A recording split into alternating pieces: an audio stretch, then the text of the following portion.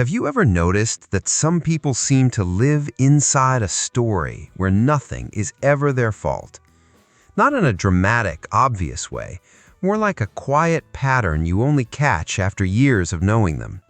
Something goes wrong, and somehow the explanation always lands somewhere else. The traffic, the timing, the other person's tone, their mood, never quite them. I have noticed this in friends, in coworkers, in family members, and for a long time I thought it was just bad luck following certain people around. But the more I paid attention, the more I started to wonder if something deeper was happening, something that had very little to do with luck and everything to do with how a person learned to survive their own mind. So let's sit with this for a moment.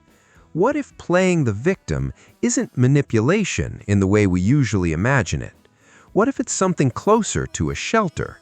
A place a person built a long time ago when the world felt too sharp to face directly. That idea changes everything about how we look at this. So let's actually get into what's going on underneath. Picture him for a second. He is not a villain. He is not twirling a mustache, plotting how to make you feel guilty. He is just a man, somewhere in his 40s or 50s, who has built a particular way of explaining his life to himself. When his marriage struggles, he talks about how unsupportive his partner has always been. When his career stalls, he talks about how unfair his boss is, how the system is rigged against people like him. When his friendships fade, he talks about how nobody ever makes the effort anymore. What's interesting is that none of these things are necessarily lies. Bosses can be unfair, partners can be unsupportive, friends can drift. The world genuinely does treat people unfairly sometimes. That's actually what makes this pattern so hard to spot in him and in ourselves. The story is never entirely false. It's just incomplete in a very specific, very consistent direction. Psychologists sometimes call this an external locus of control. It just means that someone's default explanation for what happens in their life points outward, toward circumstances and other people, rather than inward, toward their own choices and reactions. And here's the part that took me a while to understand. This isn't usually a conscious decision. Nobody wakes up and chooses to see themselves as powerless. It's something that gets built, slowly, often starting a long time before adulthood. You might recognize a flicker of this in yourself right now. Maybe not the whole pattern, but a moment. A time when blaming the situation felt easier than asking what you could have done differently. That flicker isn't shameful. It's human. The question is, what happens when that flicker becomes someone's whole operating system? So let's actually trace where this comes from, because the origin tells you almost everything about why it's so hard to release. I want you to imagine a child who grows up in a home where mistakes are met with anger rather than guidance. Maybe a parent who reacted to a broken glass or a bad grade, not with patience, but with disproportionate frustration. In a home like that, a child learns something very fast. Admitting fault is dangerous. So the child starts looking for someone else to point to, not because the child is dishonest by nature, but because honesty about his own role came with a cost too high to pay. He carries that lesson forward without even realizing it. By the time he's an adult, the habit isn't a strategy anymore. It's simply how his mind moves. Something goes wrong, and his attention automatically drifts outward before he's even aware he's doing it. This is where the first sign starts to show itself, and it's the one most people notice but rarely name correctly. He never quite finishes a sentence about a problem without mentioning who or what caused it. Not in an aggressive way, often quite calmly, almost matter of fact. Work has been impossible because of my manager. I would have called you back, but my phone has been acting up. I'm late because traffic was insane today. Each one of these on its own is nothing. We've all said versions of them. But in him, the pattern is the point. There is almost never a sentence that simply says, I should have left earlier, or I didn't prioritize this. You may know someone exactly like this. Maybe a coworker, maybe a sibling, maybe someone you dated once. Listen closely the next time you're around them, and you'll start to hear how rarely the word I appears next to a mistake. What makes this particular sign so deceptive is that it feels like complaining, and complaining feels harmless. We all complain. It's practically a social ritual, a way of bonding over shared frustration. But there's a difference between complaining as a release and complaining as a permanent residence. For him, the complaint never resolves into a lesson learned or a change made. It just resets, ready to be used again the next time something goes wrong. Underneath it is a quiet exemption from responsibility, repeated so often that it eventually becomes identity. Which leads us somewhere a little less visible, somewhere that lives beneath the words themselves. Beneath the constant external blame is often a deep discomfort with guilt itself. Not regular guilt, the kind that fades once you apologize and move forward. I mean something closer to an inability to tolerate the feeling of having caused harm, even minor harm, even accidental harm. For him, guilt doesn't feel like a small weight to carry for an afternoon. It feels like evidence that he is fundamentally bad, fundamentally unworthy, and that feeling is unbearable. So his mind does something almost automatic.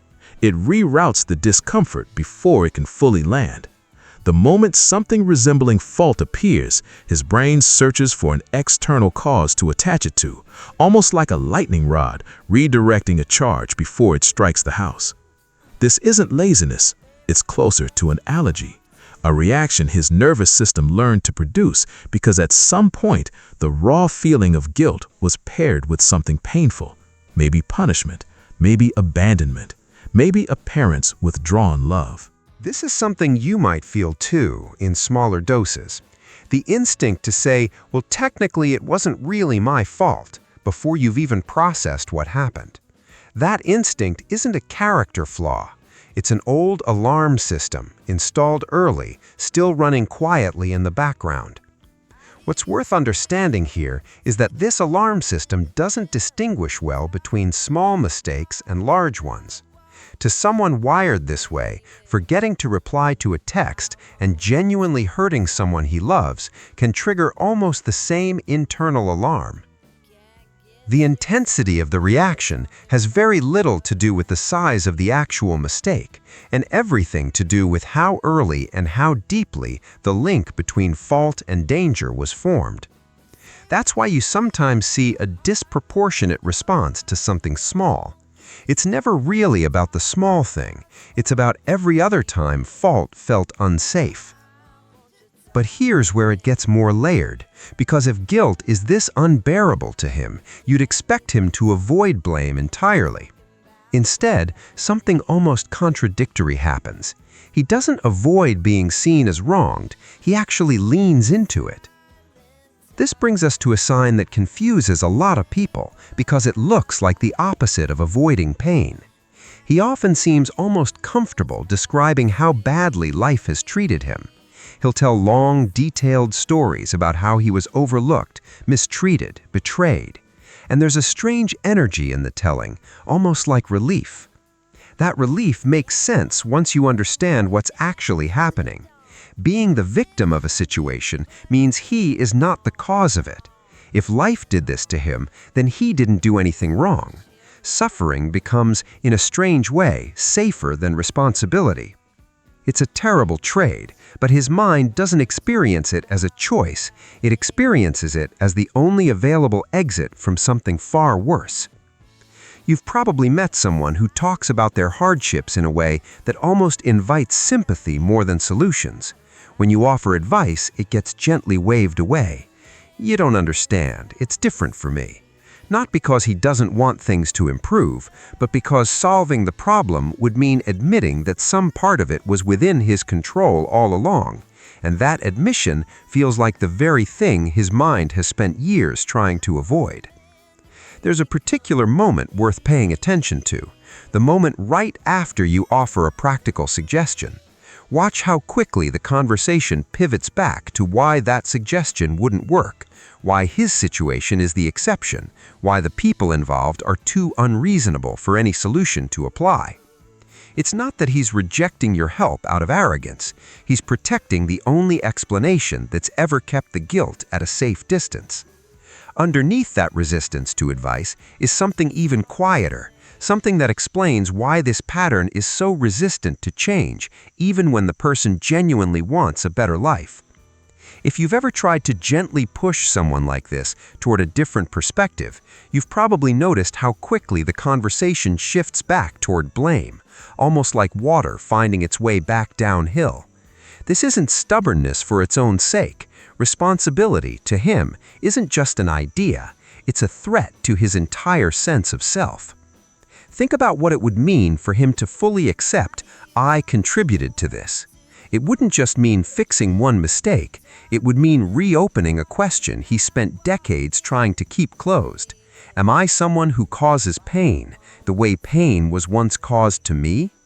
That question is so threatening that his mind will defend against it almost automatically, the same way your hand pulls back from heat before you consciously decide to move it.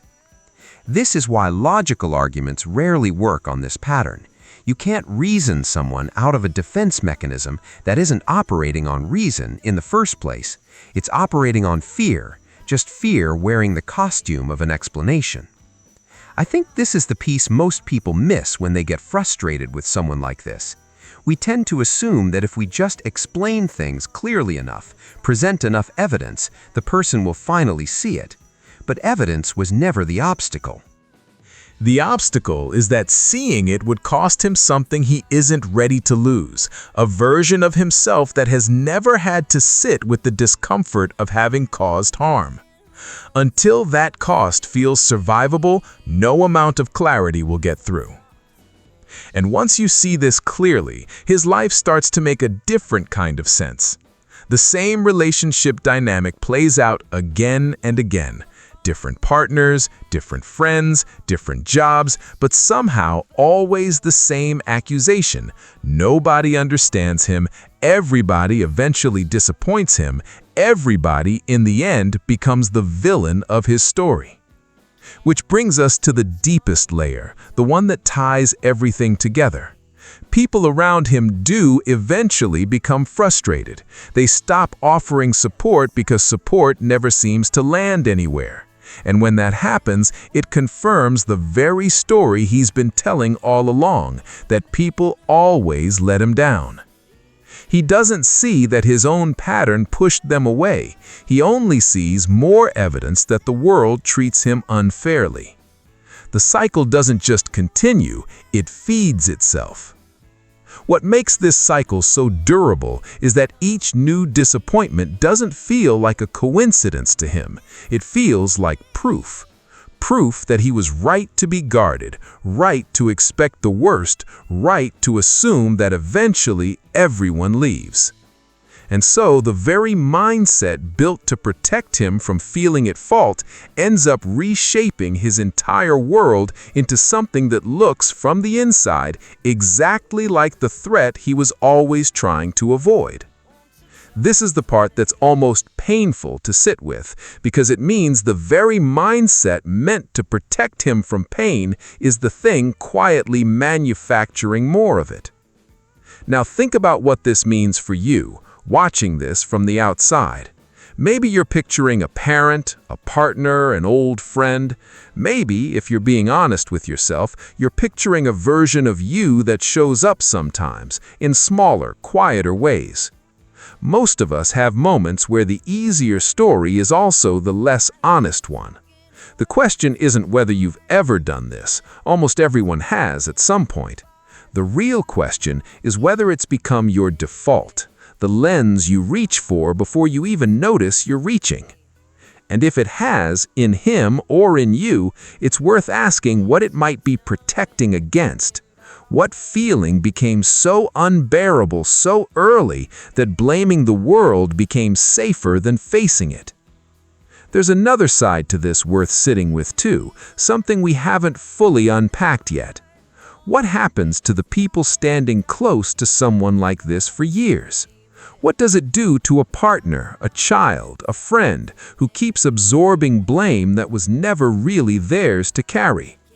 That's a question that deserves its own space, because the cost isn't only carried by the person who plays the victim, it's carried by everyone standing near him. I think that's exactly where we should go next, because understanding him is only half the picture. Understanding what it does to the people around him is the other half, and it might explain some patterns in your own relationships that have never quite made sense until now. Thank you so much for spending this time thinking through this with me. If something in here landed close to home, I'd really love to hear it. Was it someone in your life, or was it a moment you recognized in yourself? Drop a comment and tell me, because these conversations are always more interesting when we're honest about where we see ourselves in them. If this kind of reflection is something you want more of, consider subscribing, because there's a lot more of this kind of digging to do together. And if you found this helpful, a like genuinely helps more people find their way to it. Thanks again for being here. I'll see you in the next one.